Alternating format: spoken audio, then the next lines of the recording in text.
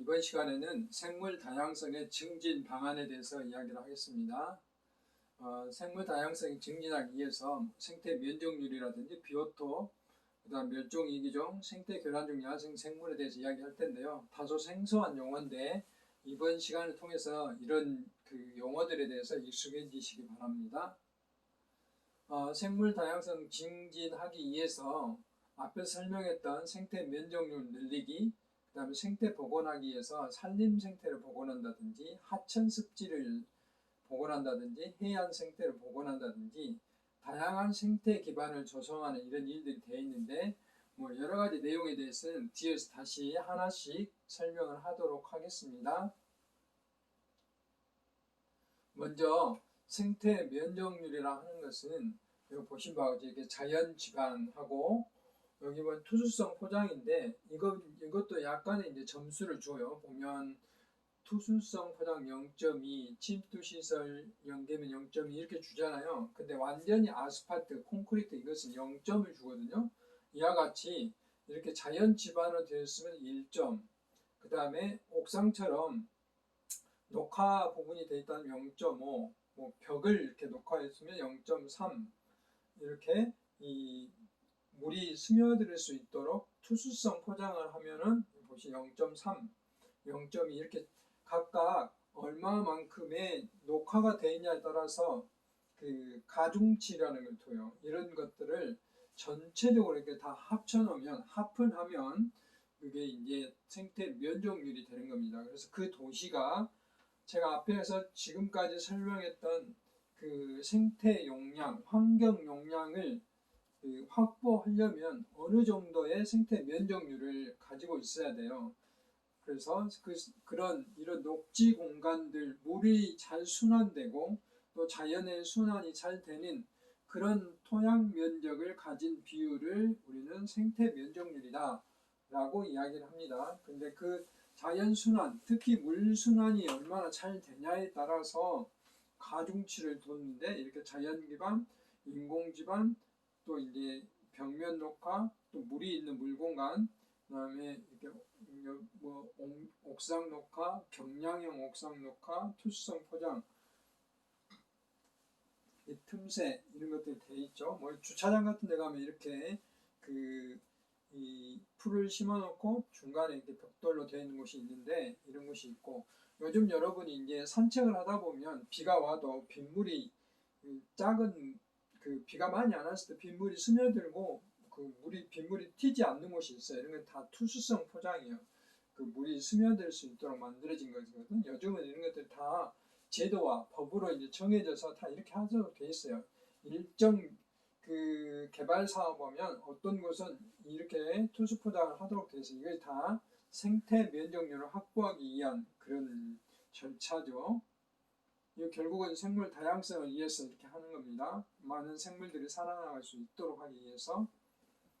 그 다음에 이제 비오톱이라는 게 있어요. 비오톱이라는 것은 비오스, 생명이라는 뜻이고, 토푸스, 이건 땅이라는 뜻이에요. 그래서 생명을 부여하는 땅.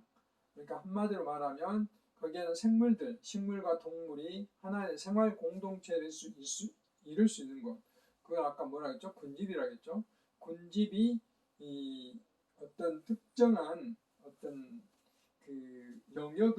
명확한 영역을 이루고 있는 하나의 서식지라고 할 수가 있습니다. 그래서 이와 같이 연못 비오톱, 그 다음에 하천 비오톱, 여기는 경작지 비오톱, 여기는 산림 비오톱, 이렇게 이야기를 할 수 있는 거죠. 그래서 이런 비오톱의 유형이라고, 비오톱의 유형인데, 유형들을 이제 합쳐서 어떤 유형을 가지고 있는가 해서 등급화해 놓은 거, 이거는 이제 모르셔도 되는데, 이런 걸 등급화해서 법적으로 이제 개발을 할 때 어떻게 할 것인가를 정하기 위해서 비오톱 지도라는 걸 만들어요. 법적으로는 도시 생태 현황도라고 어려운 말이 있는데 이걸 비오톱 지도라고 부르습니다. 비오톱이라는 것은 이렇게 하나의 서식 공간들, 명확한 구분되는 서식 공간들의 비오톱이라고 이야기합니다. 그래서 우리가 이제 도시를 개발, 아파트를 짓는다든지 공장을 짓는다든지 도시개발 과정에서 최소한의 자연 생태계를 지킬 수 있는 그런 공간적인 경계, 생물서식지 공간적인 경계를 하기 위해서 비오톱이라는 용어를 쓰고 이렇게 이제 지도도를 만들어서 등급화를 해서 비오톱의 1등급 같은 경우는 보존하도록 개발을 못하도록 한다든지 뭐 이게 5등급까지 있는데 4, 5등급은 개발을 하도록 하되 최소한도로 개발하도록 한다든지 뭐 이런 역할들을 하는 게 바로 이제 비오톱이다라고 이야기를 할 수가 있습니다.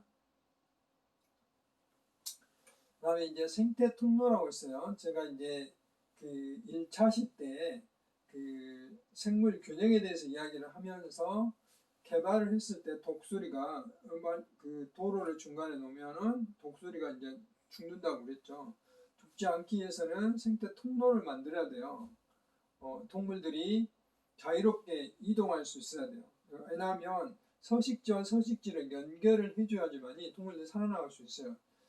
큰 포유류뿐만 아니라 양서류, 아까 개구리라든지 뭐 파충류, 뱀이라든지 얘들도 그 은신처 또는 먹이를 구할 수 있는 곳, 또 자기들이 살고 있는 서식처 이런 것들을 이렇게 자유롭게 이동할 수 있어야 되거든요. 그렇게 하지 못하니까 무슨 일이 됐죠? 로드킬이라고 해서 동물 교통사고가 나죠. 동물 교통사고가 그 단순히 동물만 죽이는 것뿐만 아니라 2차적으로 그 사람 교통사고 나죠. 저도 뭐 몇 번 그런 걸 목격했는데 밤중에 멧돼지가 도로로 뛰쳐나와서 그 차량에 부딪히면 차량에 인명사고까지 납니다. 멧돼지가 워낙 힘이 세기 때문에 이런 것들이 이제 생태 통로가 제대로 갖춰지지 않기 때문에 그래요. 대부분의 생물들은 야간에 활동을 하는데 되게 불빛을 따라 많이 또 오기도 해요. 그러니까 도로에 많이 들어오게 되는 것이죠. 그래서 이런 동물들이 자유롭게 그 이동하도록 연결을 해주는 것이죠. 그래서 도로라든지 댐이라든지 또 철도, 또 수중보, 하구원 이런 것들로 인해서 단절된 또는 훼손된, 파괴된 이런 것들을 연결시켜주는 이동 공간이 바로 이 인공구조물인데 이런 것들을 생태 통로라고 그랬습니다. 생태 통로에는 이와 같이 터널형이 있는가 하면 이렇게 다리, 교량형이 있는데 구체적으로 보면 이 생태 통로는 구체적으로 그림으로 이제 표시는 여기가 도로고 생태 통로를 만들 때는 원래 이 주변에 있는 그 서식지 공간처럼 은신처도 만들고 이렇게 바위도 쌓아놓고 여기에 이제 유도 울타리 이쪽으로 생물들이 야생 생물이 이동할 수 있도록 유도 울타리도 만들고 웅덩이도 만들고 거의 자연과 유사하게 이렇게 만들어야 돼요. 여기 보시면 이게 이 교량형이죠.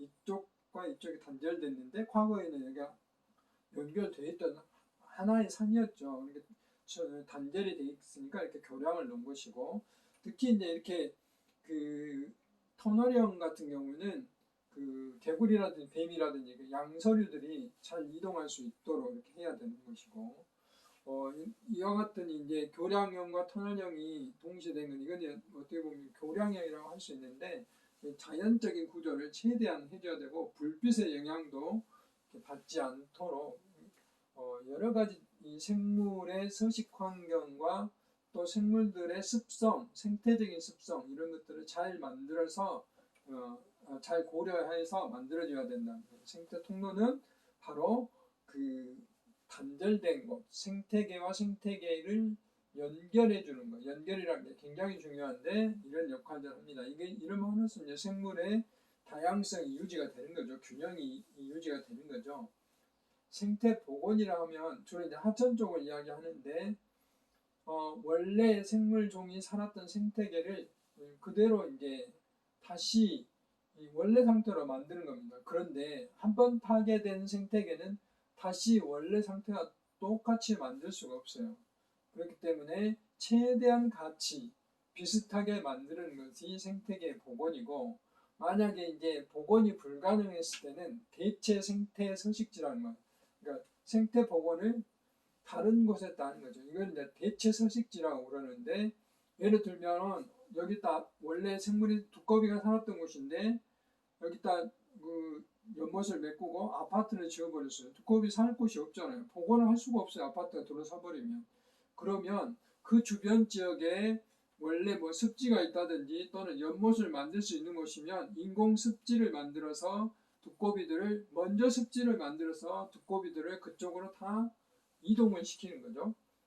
이런 것을 이제 생태 복원이라고 합니다. 그래서 복원은 원래 상태로 만드는 것인데 안 됐을 때는 대체로 서식지를 만들기도 합니다. 다만 대체 서식지는 거의 원래 상태보다 훨씬 더 좋게 만들어야 돼. 그래야 얘들이 적응이 가능한 것이죠. 그 다음에 이제 특히 하천 쪽에서는 이렇게 물이 흐르는 방향 종적이죠.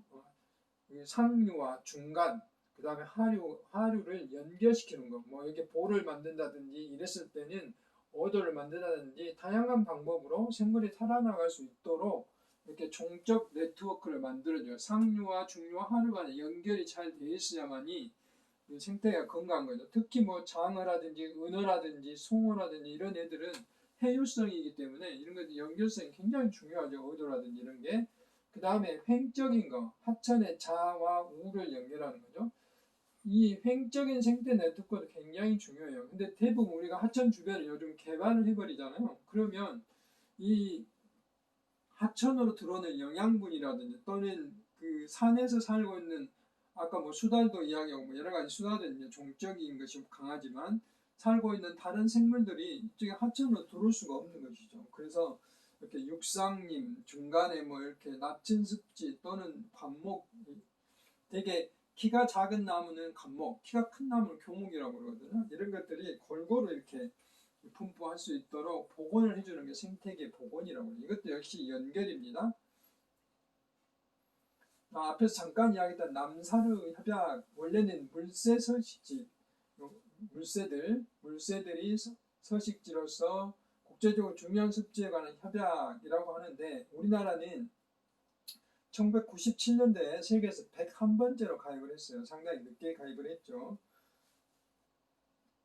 현재는 21개의 습지가 그 남산 습지에 가입되어 있어요. 우리 지역에 있는 순천 갯벌, 뭐 고창에 있는 뭐 습지, 그 다음에 대암산 용늪, 창녕에는 우퍼늪 유명하죠. 창녕 우퍼늪 같은 경우는 창녕이 뭐 습지 도시가 될 정도로 굉장히 유명한 늪이죠. TV에도 여러 번 나왔고요.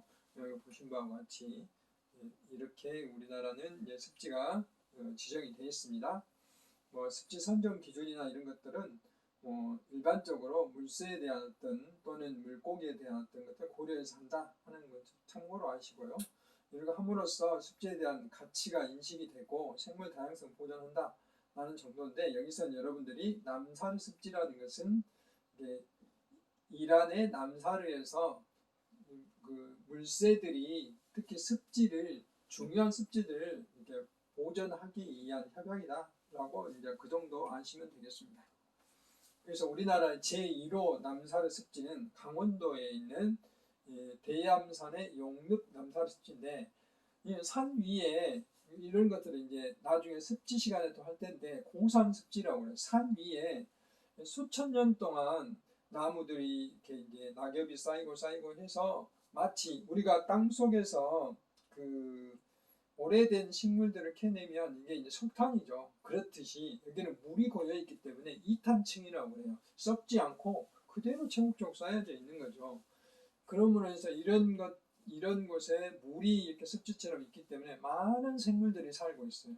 그래서 이런 것들은 수많은 보호지역으로 이렇게 보호를 하고 있어요. 남산 습지뿐만 아니라 우리나라 천연기념물이기도 하고 습지 보호지역이기도 하고 또 산림청에서는 산림유전자원 보호구역이라고 합니다. 그래서 남사르 습지, 산림유전자원, 환경부에서는 습지보호지역, 문화재청에서는 천연기념물 이렇게 이제 관리를 하고 있는 거죠. 그래서 약 4,500년 전부터 썩지 않고 쌓여진 식물의 잔해들이 무려 1에서 1.8m 두께를 분포하고 있어요. 그래서 식생과 기후변화 연구 자료로 굉장히 중요하기 때문에 우리나라의 남사습지 1호로 이렇게 관리를 하고 있는 것이죠. 그 다음에 이제 아까 제가 대체 습지에 대해서 이야기했는데 인공습지라는 것은 이렇게 이제 대체 습지로 만들기도 하고, 이렇게 자연습지 해송의 보상으로 대체 습지로서 인공습지를 만들기도 하고, 또 한 가지는 이제 우리가 주로 공장이나 가정에서 나오는 하수들은 하수처장을 통해서 이렇게 정화를 하지만은 논이나 밭이나 산에서 나오는 이런 빗물들은 정화를 할 수가 없어요. 근데 초기에 나온 빗물들은 유기물들이 굉장히 많거든요. 근데 이런 빗물들을 잠시 가둬놨다가 가라 침전을 시켜서 그 하천을 내보내면 물이 정화가 되는 거죠. 그 안에 식물이 자라고 미생물들이 자라고 그럼으로써 질소나 같은 것을 흡수해서 그 저감을 하는데, 이렇게 산과 들에서 나오는 것들을 우리 비저오염이라고 그래요. 나중에 이제 수질 시간에 또 할 겁니다. 그래서 이런 목적으로 수질 정화 목적으로 만드는 용도도 인공습지가 있어요. 인공습지는 대체 습지, 생물들이 뭐 새들이라든지 또는 뭐 아까 그 개구리라든지 두꺼비라든지 이런 애들도 양서류 이런 애들도 살 수 있도록 해주는 그런 두 가지 기능으로 인공습지를 만들기도 합니다. 그 다음에 이제 멸종 위기종인데 우리가 이제 그동안의 기후변화라든지 또는 특히 이제 우리 사람들이 그 자연을 훼손하는 개발을 한다든지 그동안에 이제 광주만 하더라도 그렇게 넓지 않은 면적을 가지고 있었는데 뭐 과거에 광산군이 광주시로 편입돼서 지금 광산구가 됐죠. 그러니까 농촌 지역이 지금 다 도시로 바뀌었어요. 여러분도 아시다시피 그동안에 우리 주변에 없었던 뭐 봉선지구 또 다 논밭이었죠. 그 다음에 수완지구니 뭐 신창지구니 수많은 지구들이 만들어짐으로써 다 뭐가 됐죠? 도시가 돼버렸잖아요. 그런 생물들이 살 공간이 없어지기 때문에 그런 우리나라에 살고 있던 고유한 생물들이 지금 찾아볼 수 없는 게 많아요. 그 대표적인 뭐 두루미, 호랑이 이런 것들인데 지금 두루미 같은 경우는 어느 정도 이제 그 종 복원이 됐어요. 그래서 지금 증식을 하고 있는 단계고 또 그 반달곰 같은 경우도 복원이 된 지리산에 지금 계속 적용을 하고 있는 것이잖아요. 그래서 요즘은 종을 복원하면 뉴스에 나올 정도로 굉장히 중요하게 이렇게 다루고 있죠. 그것은 아까 앞에서 말씀드렸다시피 생물의 종 다양성의 어떤 사슬을 끈을 단절시키는 역할을 하기 때문에 그런 것들을 복원하는 의미가 있어요. 멸종 위기종을 다시 복원한다는 의미는. 그래서 생태학적인 멸종은 개체수가 굉장히 줄어들어서 생태적으로 큰 아까 뭐 우점종 이야기하고 했는데 깃대종 이야기하고 이런 역할들을 못한다는 거죠. 그 다음에 이제 생물학적인 멸종은 지구상에 존재하지 않는다는 거예요. 그래서 지구상에 존재하지 않는다 하는 것이고 그래서 무존재와 멸종종인 이거는 이제 우리가 어딘가는 살고 있겠지만 발견하지 못하는 것이죠. 이런 것은 멸종종이라고 합니다. 지역적인 멸종, 아까 이제 고라니 이야기했는데 우리나라는 유해종이지만 뭐 다른 나라에서는 멸종이라고 할 수가 있는 거죠. 이런 것들은 지역적인 멸종이라고 합니다. 그래서 이것들은 우리나라뿐만 아니라 많은 나라들이 이제 정책적으로 보호를 하고 있는 거죠. 그래서 멸종의 주요 원인은 앞에서도 여러 번 이야기했지만 인위적인 원인이 제일 큽니다. 그래서 물리적인 요인으로 서식지를 파괴한다든지 또는 조각화라는 것은 따로따로 이렇게 나눠버린다는 거죠. 그러니까 중간에 뭐 아까 다리가 도로를 논다는 철로를 논다는 이름으로 인해서 생태계 연속성이 단절된다 이런 것들이 많고 화학적인 요인은 농약을 배출한다든지 또 수질오염이 일어난다든지 이런 것들이죠. 또 너무 많이 잡아버린다든지 포획, 남획 아까 옐로스톤 국립공원 이야기도 했죠. 그다음 자연적인 요인은 이제 질병 그래서 자연이 도태가 된다든지 생태계 교란 같은 거 우리나라 이제 환삼동굴 같은 게 굉장히 많아서 다른 생물들을 살 수 없게 만든다든지 이런 것들이 이제 멸종 위기의 주요 원인이 되겠습니다. 최근에는 가장 큰 요인이 앞으로 다른 시간을 내서 또 설명을 하겠지만 기후 변화가 되겠습니다. 그래서 그 감소한 원인을 이제 전체적으로 보면 특히 이제 아프리카나 저쪽에 남미 같은 경우는 남획이 가장 큰 이유예요. 뭐 코끼리를 잡는다든지 뭐 이름으로 인해서 남획이 가장 큰 원인이고, 그 다음에 이제 두 번째가 서식지 파괴죠. 서식지 13%하고 31% 이런 문제가 있고, 최근에 이제 기후 변화가 계속 증가가 되고 있는 것이죠. 그래서 생물종의 감소 원인이 다양하게 나타나고 있지만, 우리나라 같은 경우는 이제 남획 같은 경우는 상당히 많이 개선이 됐죠. 요즘은 뭐 법적으로 굉장히 엄격하게 관리를 하고 있기 때문에. 그래서 국가적으로 멸종위기 야생 생물은 1급과 2급으로 관리를 하고 있어요. 1급은 현재 개체수가 뭐 거의 많이 줄어들어서 멸종위기에 처한 동물이고, 2급은 현재 상태대로 보호하지 않고 놔두면 앞으로 멸종위기가 될 가능성이 있는 종들이에요. 이렇게 세계적으로도 멸종위기 종에 대한 분포도를 나타내는 것들입니다. 그래서 이제 이런 그 멸종위기에 대해서는 세계 자연보호연맹, 아까 고라니 할 때 제가 이 이야기를 했는데, 그거는 IUCN이라고 그래요. 세계 자연보호연맹을.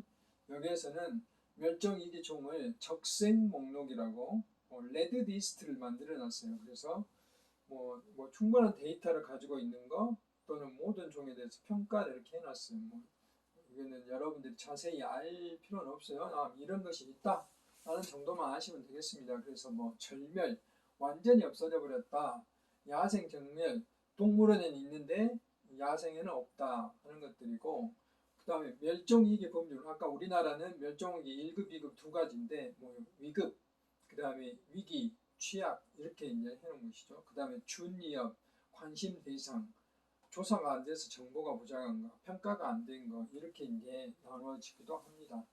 이런 것들은 이제 전문가 그룹에서는 굉장히 중요한 분류들인데, 여러분들은 세계 자연보존 연맹에서 국제적으로 적색 목록이라는 것이 바로 멸종위기 생물들의 그 등급을 분류해 놓은 것이다 라는 것이고, 이거에 따라서 우리나라는 이렇게 야생동 멸종위기 야생생물의 1급, 멸종위기 야생생물 2급으로 분류를 하고 있다 라고 하시면 되겠습니다. 그래서 한국의 멸종위기 동물은 이렇게 반달곰이나 뭐 이런 뭐 수달이나 뭐 호랑이 이런 포유류들이 있고요. 그 다음에 이제 뭐 붉은 박쥐, 그 다음에 사냥노루, 사냥 이런 것들 있죠. 가끔 뭐 사냥 같은 거 뭐 발견이 되면 뉴스에 나오고 뭐 그러죠. 그만큼 이제 귀한 생물들이 됐죠. 그 다음에 새, 조류들도 많이 있죠. 그래서 이제 그 각 도시마다 그 야생동물 구조관리센터라는 게 있는데, 제가 근무했던 보건환경연구원에도 야생동물 구조관리센터를 운영을 했어요. 근데 의외로 광주같이 대도시인데도 불구하고 이렇게 어떻게 보면은 이제 자연 환경이 이렇게 많지 않은 곳인데도 불구하고 그 실제로 구조돼서 온 그 동물들을 보면, 구조라는 게 이제 그 어미를 잃어버렸다든지, 특히 고라니 같은 애들, 그 다음에 그 새들은 주로 뭐냐면 조류 충돌, 그 방음벽에 부딪힌다든지 또는 유리창에 부딪힌 새들이 굉장히 많아요. 그러면 내진탕에서 거의 죽는데, 가볍게 부딪힌 놈들, 새들이 시속 뭐 거의 뭐 7, 80km, 뭐 100km 이렇게 날거든요. 뭐 유리창 같은 거 멀리서 안 보여요. 그러면 갑자기 뛰어들면 멈출 수가 없어요. 그래서 그대로 머리가 부딪혀서 1년에 거의 80만 마리의 새가 죽고 있어요. 우리나라에. 그 방음벽에 의해서. 그래서 이제 지금은 도트, 그 유리창에 점을 찍어요. 이게 특허가 되어 있는데, 이걸 찍으면 새들이 멀리서부터 유리창을 구별할 수 있어요. 또 도로 같은 경우에도 생태 통로, 아까 이야기했는데, 새들은 그 가로수의 높이를 새가 나르는 방향 쪽으로 이렇게 스무스하게 만들어놔야지, 반대로 만들면 새들이 많이 부딪혀요. 우리나라에서도 장성에 백양사 가는 길이 새들이 자연 상태 방음벽도 없는데 굉장히 많은 새들이 죽었어요. 원인을 보니까 가로수 그 높이가 새 나른 높이하고 맞지 않아가지고 그런 경우도 있거든요. 그래서 이런 새들이 이제 보호대 특히 매라든지 뭐 이런 애들, 수리 이런 애들이 상당히 많이 다쳐요. 우리 주변에 꽤 많이 있어요. 멸종위기 종인데도 불구하고. 그런데 이런 조류 충돌이 그 얘들을 그 멸종을 하는데 상당히 많은 영향을 미치고 있어요. 그래서 이런 것들도 우리가 앞으로 그 개발을 할 때는 고려를 해야 된다. 뭐 말씀드릴 수 있고, 파충류들, 구렁이라든지, 그다음에 물고기들, 그다음에 곤충. 얼마 전에 지난주인가 장수 하늘소를 우리나라에서 인공적인 실험실이 아닌 자연에서 그 부화를 시켰다고 뉴스에 나온 적이 있어요. 장산울소는 우리나라 곤충 중에 제일 큰 곤충이에요. 근데 광릉 수목원에서만 살고 있었거든요. 근데 이건 이제 워낙 귀하기 때문에 뭐 복원이 됐다는 것 자체가 뉴스에 나오는 것이죠. 이렇게 이제 생물종에 대한 이야기입니다. 그래서 이걸 복원하게 된 이유는 바로 앞에서 말씀드렸던 생태계에서 중요한 역할, 평형 유지하는 데 그렇고 건강한 생태계 회복에 중요한 역할들을 하기 때문에 그렇다라고 합니다. 우리나라 현재 복원하고 있는 종류들입니다. 지리산, 반달, 가슴곰, 월악산, 산양, 소백산, 여우, 황새, 따오기 이런 게 이제 상당히 많이 복원이 되어 있다 해서 알 수가 있겠죠. 반달곰 55마리, 여우 19마리, 황새 160마리, 따오기 313마리를 복원했다고 환경부에서 발표한 바가 있습니다. 그 다음에 생태 교란 야생 생물이라는 것은 이제 우리나라에 존재한 것도 지금 극히 일부고 대부분 이제 외래 생물, 외국에서 들어온 것들이 우리나라에 천적이 없다 보니까 우리나라의 자생 생물들을 살 수 없도록 이렇게 교란을 하는 것들이에요. 토착 생물을 감소하고 멸종된 생태 교란을 일으키는데 황소개구리 같은 경우에는 거꾸로 옛날에 개구리 잡아먹었던 뱀도 거꾸로 잡아먹는 뭐 그런 일들이 있었는데 지금은 이제 한 20년이 지난 황소개구리는 어느 정도 이제 교란 생물에서 지금 아직 지정돼 있지만 안정이 되고 있는 것 같아요. 물속에 있는 블루길 물고기 마찬가지고 붉은기 거북 최근에 거북이 종류 붉은기 거북 말고 두 종류가 또 포함이 됐는데 이만큼 외국에서 이제 우리가 그 애완동물로 들여왔다가 이것들을 방생을 하다 보니까 천적이 없어서 기하급수적으로 일어나는데 무슨 문제냐? 우리나라의 고유종의 남생이 이런 애들하고 이제 교류가 일어나서 남생의 서식지도 뺏고 또 이제 다른 뭐 종들도 만들어지고 그런 문제들이 일어나죠.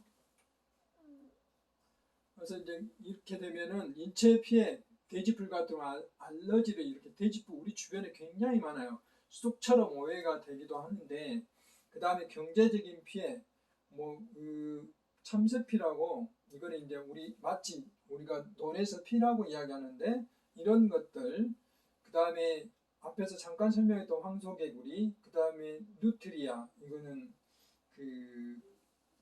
굉장히 큰 쥐를 말해요. 그 다음 매미 최근에 갈색나비, 매개충, 미국 선녀별나 이런 곤충들은 해충으로서 천적이 없어서 기하급수적으로 늘어나고 있어 문제가 되는 것들이죠. 이런 생태계 교란을 일으키는 종들 이런 것들이 있습니다. 그래서 이제 우리나라 종이냐 아니면 외래 종이냐 이거 판단하는 것은 우리나라에 상당히 많은 코스모스라든지 고추라든지 다 우리나라 종 같지만 이건 다 기와종이에요. 우리나라화 된 거죠. 원래는 침입 외래종이었는데 그래서 문제가 없도록 만들어진 것들은 기와종 적응이 된 것들이죠. 그다음 외래종으로 갈수록 이제 침입 외래종이 돼서 우리나라의 생태계를 교란시킬 수 있는 가능성이 많은 것들이죠. 그래서 이제 원래는 외래종이었지만 목화 같은 경우 이제 우리한테 유명한 면 옷을 만들어주는 것이고 쌀이나 조, 보리, 심지어 고구마도 다 외국에서 들어온 것이죠. 감자, 토란, 고추 다 외국에서 들어와서 우리나라의 유용한 자원이 되고 있는 것들이죠. 그런데 마지막으로 생물 다양성 증진에서 그 종을 단일화시키면 어떤 문제가 발생하는가 하는 것들에 대한 이야기입니다. 우리가 이제 농사를 짓는 경우도 마찬가지고, 자꾸 이제 우리 해충이 왜 생깁니까? 아까 미국 선녀벌이나 이런 것들은 원래는 애들이 해충이 아니었는데, 우리가 이제 예를 들면은 뭐 자두만 몽땅 심는 가수를 만든다든지 또는 벼를 재배하는 논을 만드는 이름으로 인해서 여기에 이제 이 애들을 좋아하는 벌레들이 많이 올 거 아니에요. 대량으로 번식이 되는 거죠. 근데 우리 사람 입장에 봐서는 얘들이 적이죠. 그러니까 해충이 되는 거죠. 그냥 바나나 경우도 원래는 지구상에 400여 종이 있었다고 그래요. 근데 지금은 단 한 종밖에 없어요. 바나나가. 그 이유는 우리가 이제 맛있고 빨리 이렇게 자라는 재배하기 쉬운 종만 계속 이제 관리를 하다 보니까 그래요. 1950년도까지 그로미시얼이라는 한 종류의 바나나만 있었는데 여기에 파나마병이라는 게 발생해가지고 얘들이 없어지니까 여기에 이제 좀 더 강한 것을 60년에 캐번디시, 현재 우리가 먹고 있는 바나나 종류가 캐번디시인데 이것을 이제 개발해서 이제 관리하고 있어요. 만약에 지금 신파나마병이 번져져 있는데 만약에 이렇게 단일 종들은 어떤 그 바이러스라든지 또는 어떤 질병들이 이렇게 번식하게 감염이 되면 일방적으로 이렇게 멸종이 될 수가 있어요. 그래서 이렇게 그래서 생물 다양성이 얼마나 중요한가 하는 것을 알 수 있어요. 이것들 아까 말씀드렸죠. 생태계의 다양성, 종다양성, 유전적 다양성이 있는데 유전적 다양성이 종 내에도 있어야 돼요. 바나나처럼 이렇게 단일종으로 만들어 놓으면 그러니까 유전 다양성이 다양하지 않으면 이렇게 어떤 그 바이러스 질병이 번졌을 때 다 없어져 버릴 수 있는 것이죠. 그래서 자연 상태에서 생명체 유전자들이 이렇게 끊임없이 교류가 돼서 섞이고 다양한 변이가 일어나야지만이 풍부한 유전자의 다양성을 확보할 수 있어요. 그래서야 질병이나 가뭄이나 급격한 환경 변화에 이겨낼 수 있는 거예요. 지금 이제 코로나 바이러스 같은 경우도 바이러스 입장에서 보면 지네들이 살아남기 위해서 계속 변이가 일어나는 거예요. 우리 사람들한테는 해롭지만은 그런 것입니다. 그래서 그 바이러스들이 변이가 계속 일어나지 못하도록 우리가 환경을 잘 유지하는 게 필요하다 이 말이에요. 과거에는 그 인플루엔자, 독감 있죠. 독감은 보통 10년에 한 번씩 유행이 일어나고 20년에 한 번씩 대유행이 일어난다고 그랬어요. 근데 그 주기가 요즘은 매년 일어나잖아요. 느닷없이 코로나 바이러스가 오기도 하고 이와 같은 문제들이 바로 이제 이와 같은 종 다양성의 파괴라든지 이런 것들하고 크게 연관이 있다라고 말씀드릴 수가 있고 우리들이 이제 농사와 같은 이런 대량 생산을 하려는 우리들의 욕심 때문에 유전자가 단순화돼서 바나나 멸종 같은 이런 극단적인 일이가 우리가 걱정해야 되는 시기가 아닌가 합니다. 그래서 이제 국제적으로 종 다양성 협약이라는 걸 맺어서 유전자적으로 다양한 종 다양성을 가질 수 있도록 함께 노력하자 하는 것이 바로 이제 그런 내용들이 되겠습니다. 그래서 제가 1, 2, 3차 시를 통해서 그 생태계의 기능과 원리에 대해서 설명을 드렸고 2차 시에서는 종 다양성에 대한 설명을 했고 이번에는 종 다양성을 증진하기 위해서는 뭐 이런 생태 면적률, 비오톱, 생태 통로, 생태 복원, 종 복원, 멸종 위기종을 복원하고 생태 교란 야생생물을 어떻게 관리하는가에 대해서 설명을 드렸습니다. 장시간 강의 들으느라고 고생하셨고 다음 주에 또 뵙도록 하겠습니다. 그 강의 시간마다 여러분들 고생하고 계시는데 강의가 늦지 않도록 해당 주에 꼭 수강하기를 부탁드립니다. 이게 14주간 강의라고 15주 때는 기말고사를 봅니다만은 한 주에 3차 시를 하기 때문에 여러분들 밀리면 굉장히 힘들거든요. 그래서 각 주에 꼭 보실 수 있도록 하시기 바랍니다. 그리고 혹시 질문이 있다든지 또는 리포트라든지 또는 여러 가지 강의에 대한 질문이 있으면 문자라든지 쪽지라든지 이메일이라든지 전화라든지 다양한 방법으로 저한테 연락해 주시기 바랍니다. 네, 수고 많으셨습니다.